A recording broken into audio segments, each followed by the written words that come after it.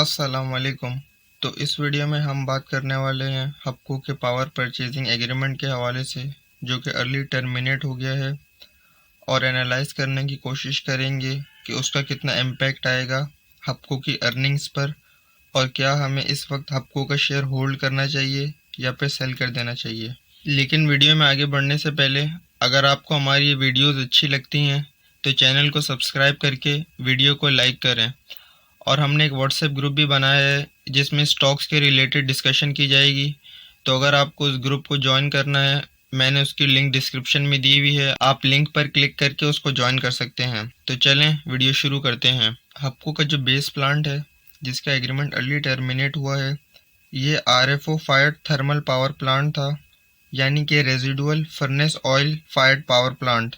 और ये प्लांट जो बिजली प्रोड्यूस करता था वो ऑयल से करता था, और इस जैसे दूसरे प्लांट की बिजली बनाने की कॉस्ट काफ़ी ज़्यादा होती है कोयले या फिर रिन्यूएबल एनर्जी के प्लांट से।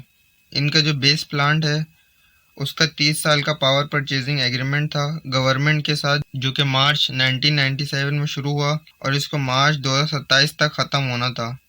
लेकिन गवर्नमेंट ने इनके साथ नेगोशिएट करके इनका एग्रीमेंट, जो कि मार्च 2027 में एक्सपायर होना था, वो अब अक्टूबर 2024 में अर्ली एक्सपायर कर दिया है। लेकिन पहले ये देख लेते हैं कि ये पावर प्लांट्स लगे क्यों थे और इनके साथ जो एग्रीमेंट साइन करे गए थे उन पर क्या क्या लिखा था। तो 1990s में पाकिस्तान एनर्जी के क्राइसिस फेस कर रहा था। पाकिस्तान की जो एनर्जी की डिमांड थी वो 12% पर ईयर के हिसाब से बढ़ रही थी, और जबकि पाकिस्तान की जो जनरेशन कैपेसिटी थी वो 7% के हिसाब से बढ़ रही थी।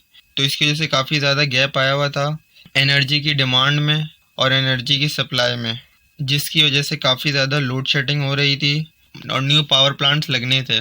लेकिन उस टाइम गवर्नमेंट के पास इतने ज़्यादा पैसे नहीं थे, तो गवर्नमेंट ने प्राइवेट सेक्टर को कहा कि आप अपने पैसे लगाएं और पावर प्लांट्स को प्राइवेटली रन करें।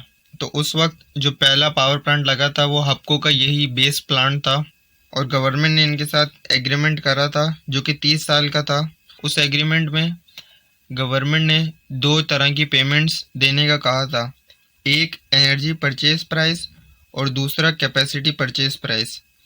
एनर्जी प्राइस में इनको फ्यूल कॉस्ट और वेरिएबल कॉस्ट मिलती थी ऑपरेशंस एंड मेंटेनेंस की। कैपेसिटी परचेज प्राइस में इनको प्रोजेक्ट की डेट पेमेंट मिलनी थी, क्योंकि ये प्रोजेक्ट जो लगे थे वो मेनली इक्विटी और लोन दोनों को मिलाकर लगे थे।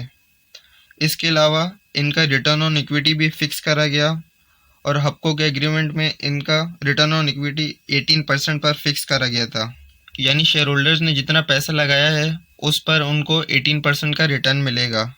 इसके अलावा insurance cost of the plant भी शामिल थी कैपेसिटी परचेज प्राइस में, और fix cost of operations and maintenance की। लेकिन गवर्नमेंट ने अब इस एग्रीमेंट को अर्ली टर्मिनेट कर दिया है, जिसकी मेन वजह यह है कि बिजली की कीमतें मुल्क में काफ़ी ज़्यादा बढ़ गई हैं और फैक्ट्रीज़ का इन कीमतों पर चलना काफ़ी मुश्किल है। इसके अलावा डोमेस्टिक कंज्यूमर जो है उसकी भी परचेजिंग पावर काफ़ी कम हो गई है, क्योंकि मुल्क में इन्फ्लेशन काफ़ी ज़्यादा है।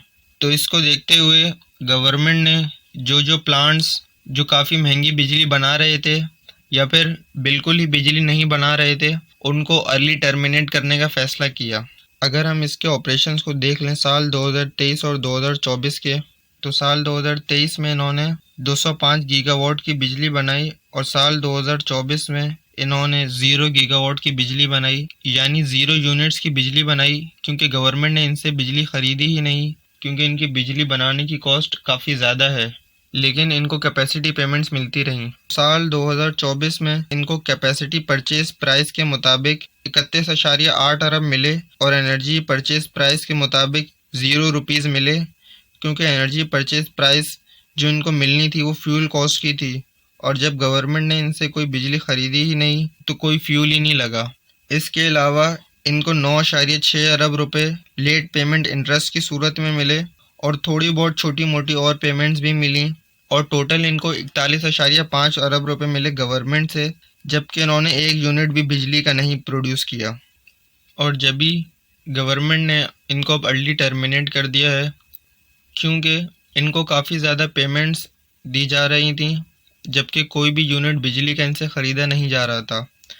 तो इस प्लांट का जो एग्रीमेंट टर्मिनेट हुआ है, इससे काफ़ी ज़्यादा इम्पैक्ट पड़ेगा हपको पर, क्योंकि इनको सब खर्चे निकालने के बाद इस प्लांट से 18 से 20 अरब रुपए बचते थे, और इनके जो सब प्लांट्स और कंपनीज हैं उनका टोटल प्रॉफिट साल 2024 में 75 अरब का था। तो उसमें से अगर 20-25 अरब रुपए कम हो जाएंगे तो इनका प्रॉफिट 50 से 55 अरब का रह जाएगा, यानी इनकी अर्निंग्स पर 20 से 30% का इम्पैक्ट होगा। तो इसकी अर्निंग जो कि 2024 में 55.9 की थी, वो अब 40 रुपये तक हो जाएंगी। लेकिन इनका जो एग्रीमेंट गवर्नमेंट ने अर्ली टर्मिनेट करा है, उस पर गवर्नमेंट ने इनको ये बोला है कि इनके जो रिसीवेबल्स हैं, यानी कि इनको जो पैसे मिलने हैं 1 अक्टूबर 2024 तक, वो सब इनको मिलेंगे। तो हो सकता है वो जो पैसे मिले उससे एक अच्छा डिविडेंड दे दें, या फिर हो सकता है ये न्यू प्रोजेक्ट में लगा दें ताकि इनकी आने वाली साल में अर्निंग्स बढ़ जाएं।